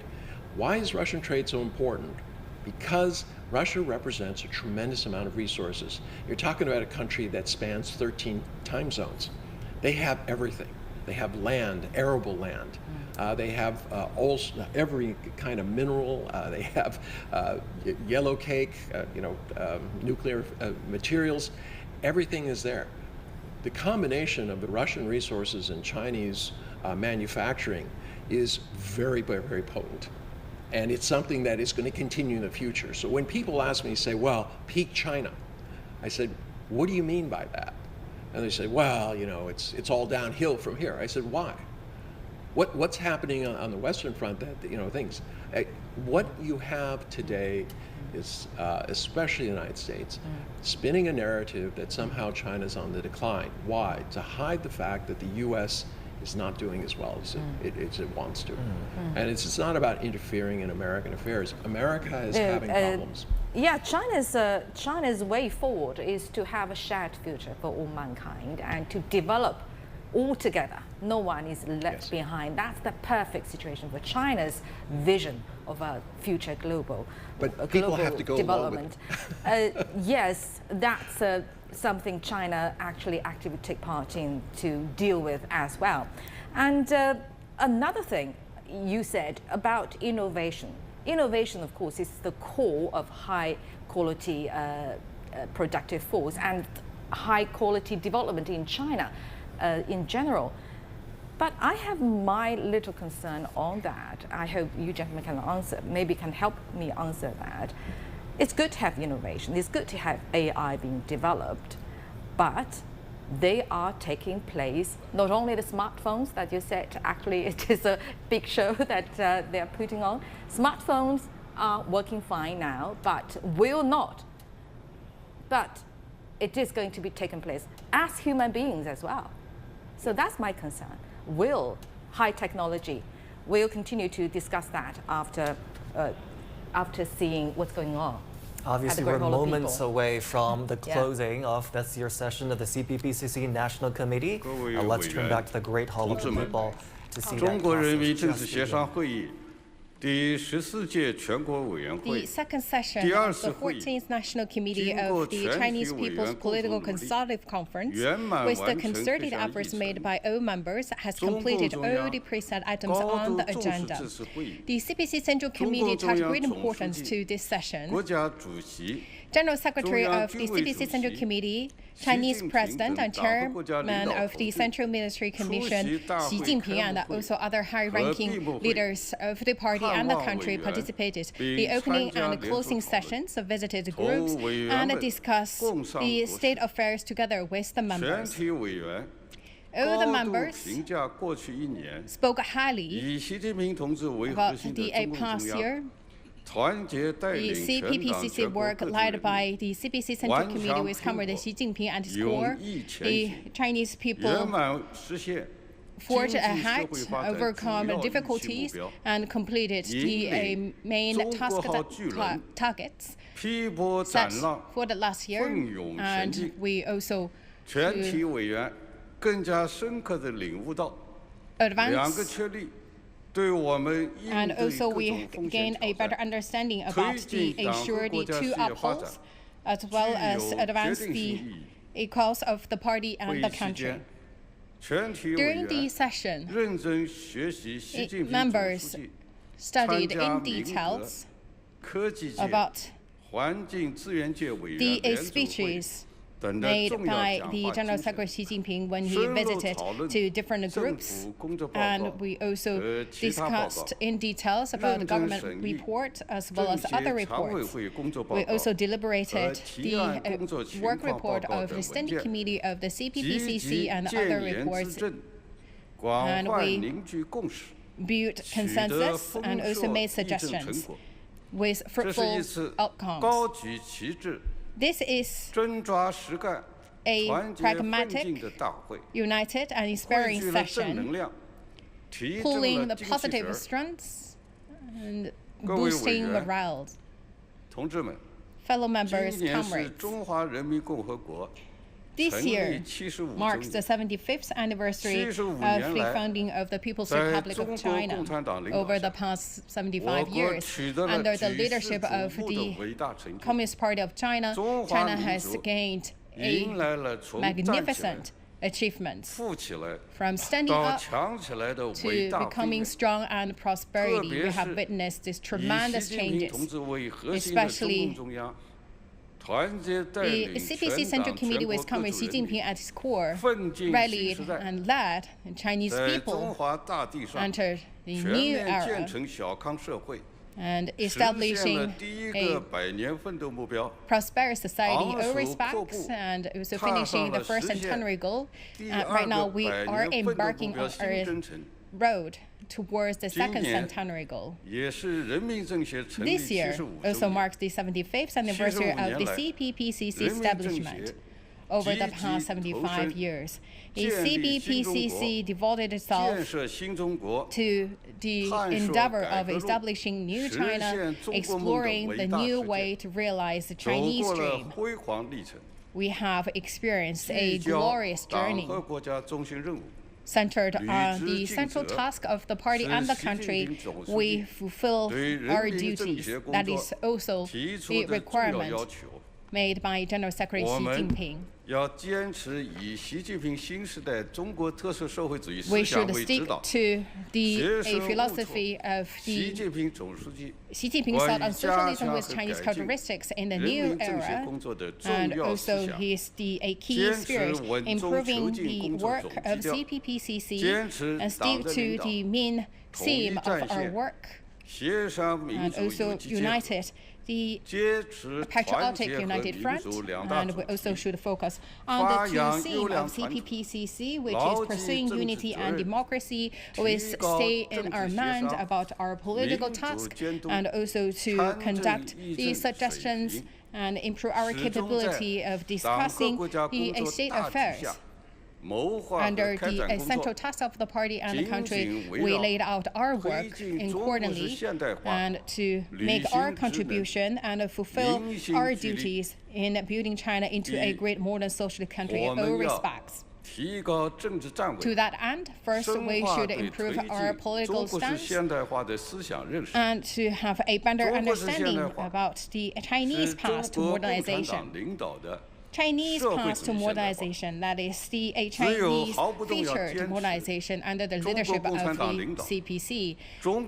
We should unswervingly uphold the leadership of the Communist Party of China that will lead us to a bright future. We should grasp a clear understanding that the Communist Party of China has led the whole country experience a tremendous efforts and lead the people into a good life. And we also should organize that the parties, organizations, and people from different ethnic groups and sectors of lives should listen to the order of the party and also follow the party's leadership. And we should have a good understanding on General Secretary Xi Jinping's speech and spirit in this regard, and also to put the plans and guidance into our work. The leadership of the Communist Party of China should also reflect it in our work plan and also our actual moves. Second, we should focus on a central task, and we should make high-quality suggestions to realize Chinese modernization. Chinese modernization is a groundbreaking initiative that also should pool the strengths and efforts across the board to realize this goal. The CPPCC should center our work on the key task, key arrangement of the party and the country, as well as the key issues during the process. We should gather the suggestions and build a broad consensus. We should conduct the surveys and also research from the field. We should listen to and heed the people's suggestions and the issues they reflected. Make sure that all that can be transferred into our actions and the plans, and make the good suggestions. And we should also be good at utilizing all different means to motivating people and also the members of CPPCC to conduct the deep consultation and discussion, and also to make sure everyone's voice heard, that our suggestions is more useful, and also gathering a broader sense of consensus. We should have a correct positioning in terms of consultation so that we can make sure that the important decisions are fully implemented. Third, we need to focus on the unification as well as unity of all parties. Chinese modernization is a greater cause of all the Chinese, of all ethnic groups. So CPPCC need to take the responsibility to promote the unity and to unite all that can be united, and strengthen ideological and political guidance and build broader consensus. We should also build a general consensus in order to strengthen unity and deepen cooperation. We also need to tell the Chinese stories well in order for more people to know that Chinese modernization can not only benefit the Chinese people but also people around the world. We need to focus on the building of a better exterior environment. Dear members, comrades, we should stay true to our duties in all round way. Let us gather around the Party Central Committee with General Secretary Xi Jinping at its core to carry our responsibilities and write a new chapter for the Chinese modernization and build China into a socialist modern country and strive for the great rejuvenation of the Chinese nation. Please all rise.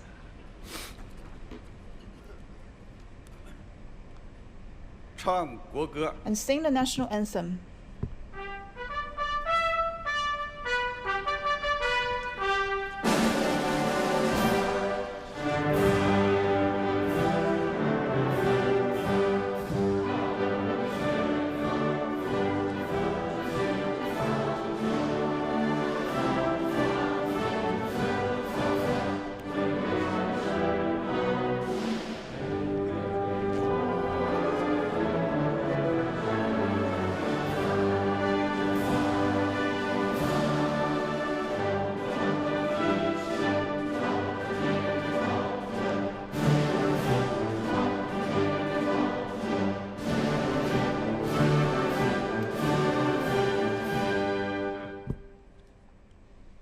Now I declare the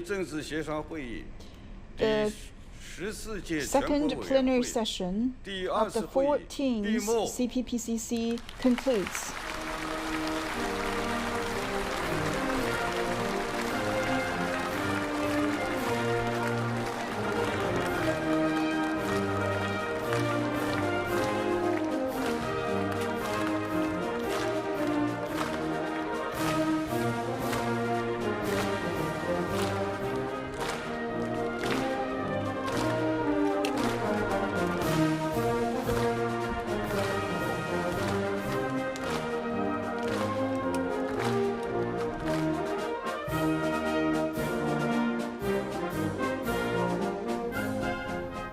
That was the closing session of the 14th CPPCC, and Wang Huning, the chairman of the 14th National Committee of the CPPCC, just delivered a speech, and in which he said 4 resolutions have been passed, and they are a resolution on the work report of the Standing Committee of the 14th CPPCC National Committee has been approved, and a resolution on the report on how the proposals from CPPCC members have been handled since the first session of the 14th CPPCC National Committee has been approved, and a report on reviewing of the proposals at the second session of the 14th National Committee of the CPPCC has been approved, and a political resolution of the second session of the 14th CPPCC National Committee has been approved. In that speech, Chairman Wang spoke very highly of the CPPCC's session this year, saying that positive energy had been gathered. He obviously stressed that this is the 75th anniversary of the founding of the People's Republic, as well as the CPPCC, calling the CPPCC committed to the central tasks set by the party and by the country. He, of course, called and urged the CPPCC to improve the quality of political consultation and deliberation, and says the CPPCC will continue, of course, to contribute to building the Chinese path to modernization. These are some of the highlights mentioned by Chairman Wang Huning there. And CGTN reporter Huang Fei is standing by at the Great Hall of the People with more details on that closing meeting. Huang Fei, walk us through some highlights today. That's right. Well, we've heard again many keywords from this CPPCC session: modernized industry, high-level opening up, and these again are themes that are running through the entire session. More than 5,000 proposals have been submitted since the first session of the 14th CPPCC National Committee, and the majority of them have been handled. And actually, all of these themes and topics are very important. But which ones will take more priority or gather more attention on a national level? Well, we could maybe get some clues from President Xi Jinping's words and notes to the CPPCC members a few days ago when he visited them in several categories. These are science and technology category, the environmental category, as well as cross-strait ties. Now, science and technology, which, seeing in the context of the economy, is a very big topic this year. More than 2,000 proposals among those 5,000 submitted were concerning the economy, and this again is about building a modern industrial system, high-level opening up, as well as rural revitalization.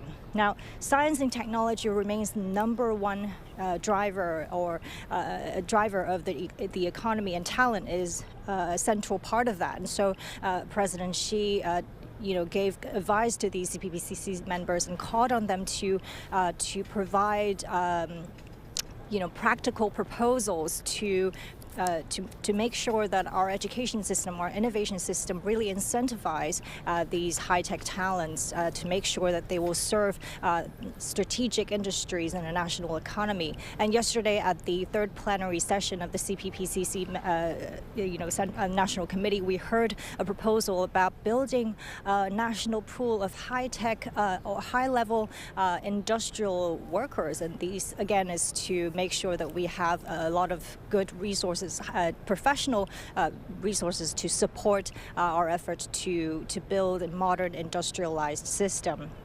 Now, another headline topic this year in the government work report by the CPPCC members concern trade as well. China is facing severe downward pressure from external demand, and yet there are still many opportunities in growing trade, growing the economy, and again, the new energy sector is one of the highlights. Another big theme in these proposals concerns social construction, which means employment, security and jobs, social security, as well as health. This category has about 1,500 proposals.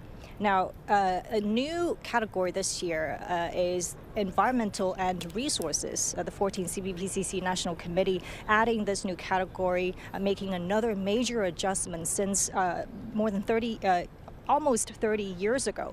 85 members in the National Committee of this environmental sector of the CPPCC, and they cover areas such as ecological protection, natural resources, and so on. So again, the top leadership has said many times that Chinese modernization is categorized by a harmony between man and nature. And so these are the key messages that we've heard, or highlights we've gathered from this year's CPPCC annual session. And that is CGTN reporter Huang Fei live at the Great Hall of the People with a wrap-up of the CPPCC National Committee annual session. Thank you so much for your report, Huang Fei. And let's continue our studio discussions with our guests here. Gentlemen, we're talking about specific economic issues. If we have time, we'll get back on that. But just fresh off that speech by Chairman Wang Huning, he repeatedly mentioned fostering unity as well as building consensus. This is a big anniversary year for CPPCC. Honor, can I just get your brief thoughts on how the CPPCC will move forward, specifically on these two objectives as a key link in that whole process, people's democracy? If anyone's watching this, it wants to have a big takeaway from the process itself. They should understand that political parties, when you have a democracy who are battling each other and trying to figure out who's going to win and impose their value, exact opposite in China. What you see with the consultative is they consult them. The switch is not on or off. It's like your example with gaming, okay? There is a debate, and you get to a consensus. And that is how China proceeds. It is not about I win, you lose, all right? There are so many different voices out there, and there's going to be an active debate. But once the consensus is reached, everyone is expected to say, okay, I'm not going to substitute my views or opinion above everyone else's consensus. And this is the major difference. It's part cultural, but also part of the system that you're witnessing here. The consultative has power because they're not only their experts, but they represent this whole process of bringing society together and agreeing that this is the way forward. Mm-hmm. Well, talking about green development, as global transition towards green energy continues, how is China balancing its significant energy demand or demand from all productivity with environmental protection, Mr. Chu? Well, going green is actually not only about hugging a tree. It's not only about being clean. It's actually, if you want to really achieve the high quality development, you have to adopt green way of development. You have to use this new quality productive force. Why is that? For example, right now, everybody, well, if you're not interested in the green initiative, fine. Are you interested in AI, right? AI is a big word, but do you know how much of electricity you need to power the development of AI? We use ChatGPT, it's slow, right? It's slow. But every acceleration of the AI answer or better answer by that machine will need the level of electricity consumption at the level of tegawatts. Do you have even an idea about how much of the electricity would that be? Which means the 5 biggest, U.S. internet company, they are consuming like half of the South African continent are using the electricity. So they can generate several results if you're not going green. First of all, pollution for sure. And second, not inclusive development because you're consuming all the fossil fuels. You're consuming lots of things. So the developing nations and their people is going to suffer. for your improvement. Right. But China have more than 50%. By this year, we have more than 50% of the energy spending already being created by green energy in our energy mix, which is a phenomenon. And more importantly, it's inclusive, not only clean, but also inclusive, not only for China, but also for the rest of the developing nations. Because most of the developing or South countries are not fossil fuel rich, but they can use sun, they can use wind, they can use the tides and geothermal. So this can be a real contribution to our development. And when you talk about high quality development, every time you double the efficiency of solar panels, for example, what it does is it makes sure that solar is now below the price of burning coal and extracting it. So technology will have an effect by doing that. What they're doing with hydrogen, all right, what's going to happen on the nuclear front, these are all areas where technology is going to help address the problems. But remember, every solution carries forward just a new set of problems.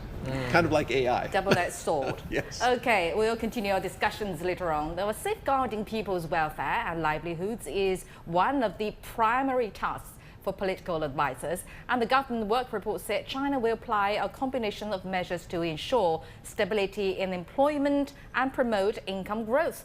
It also says China will enhance its capacity in medical and health services and continuously enhance disease prevention and control. And the country will improve social security and pursue a proactive national strategy in response to population aging. And a private pension system will be implemented nationwide. People's intellectual and cultural life will also be enriched, and the country's security and social stability will be safeguarded. China will also promote the development of high-quality vocational education. That would be a series of measures to stimulate employment. And also on the topic of people's livelihoods, how China should respond to its aging population has drawn more and more attention.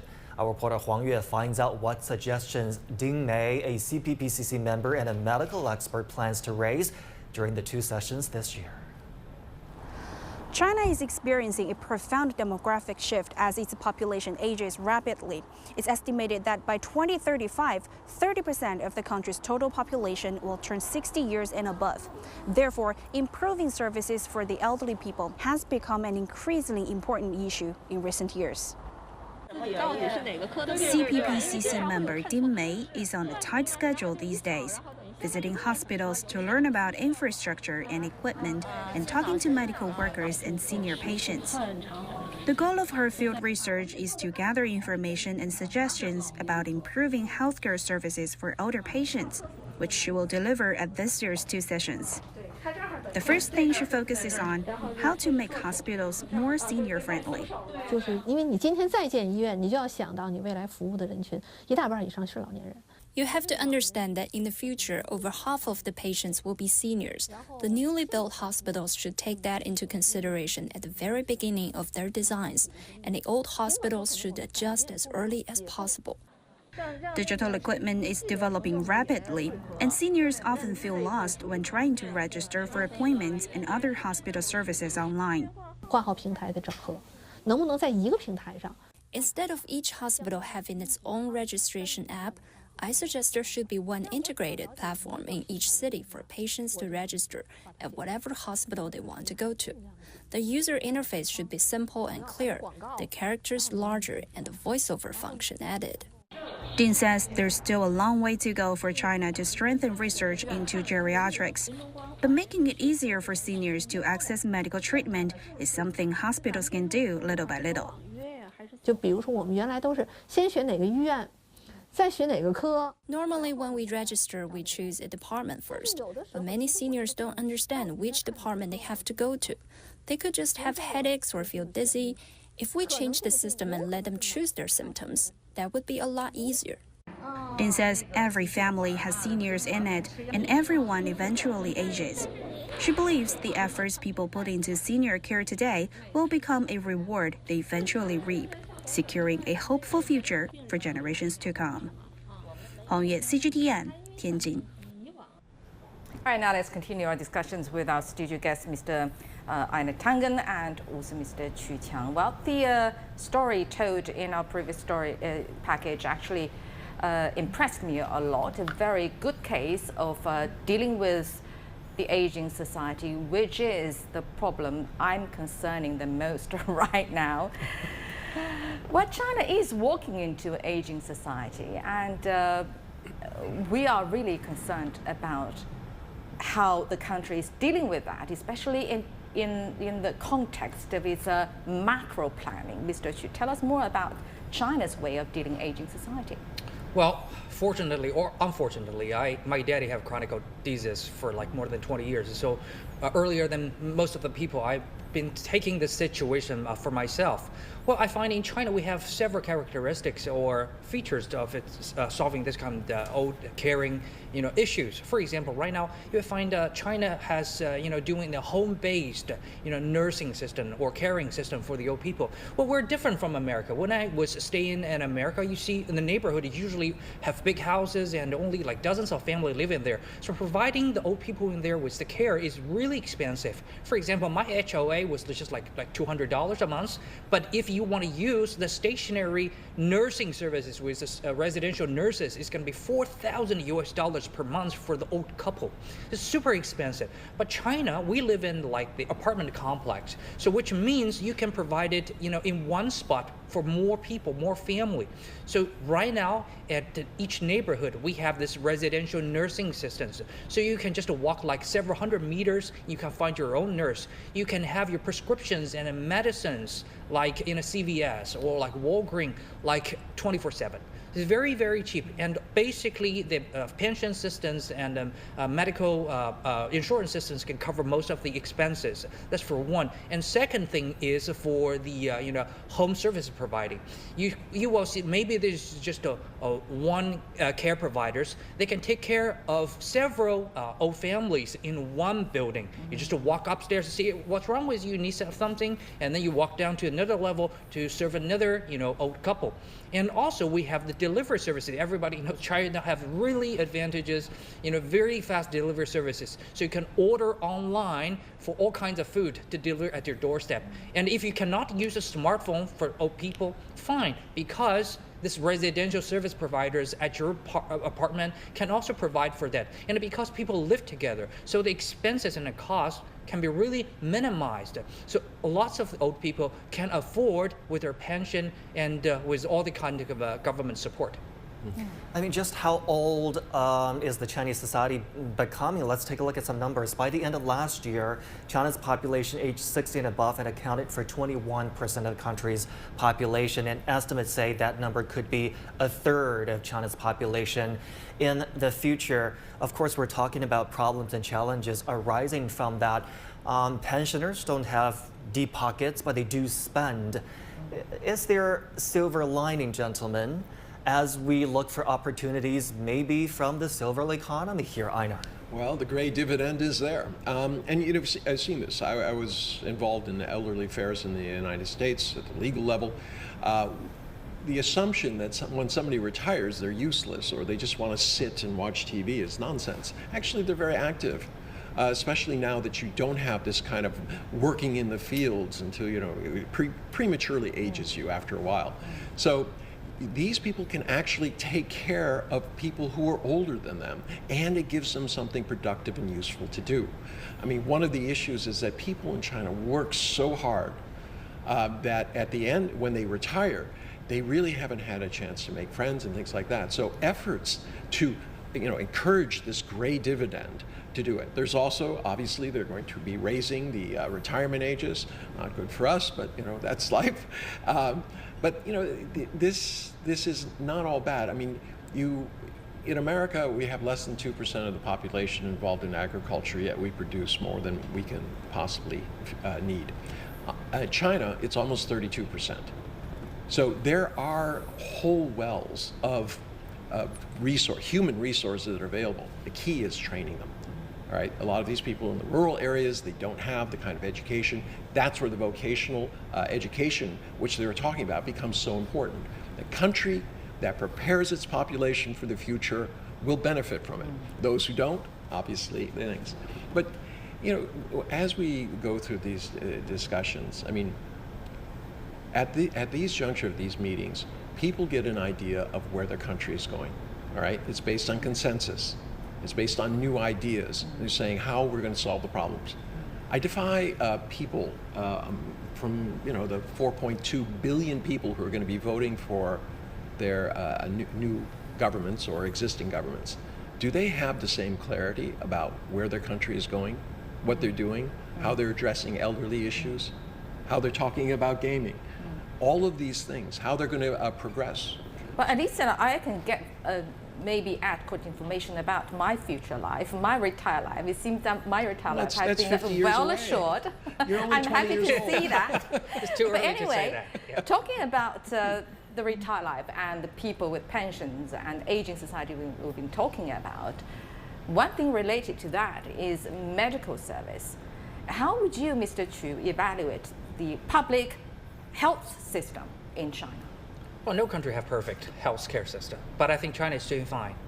For example, we have very clear triage system right now, and we have several leveled, medical service system. For example, like I mentioned, for the old people, it's very, very easy to get access to, the medical services and the prescription services at your neighborhood level.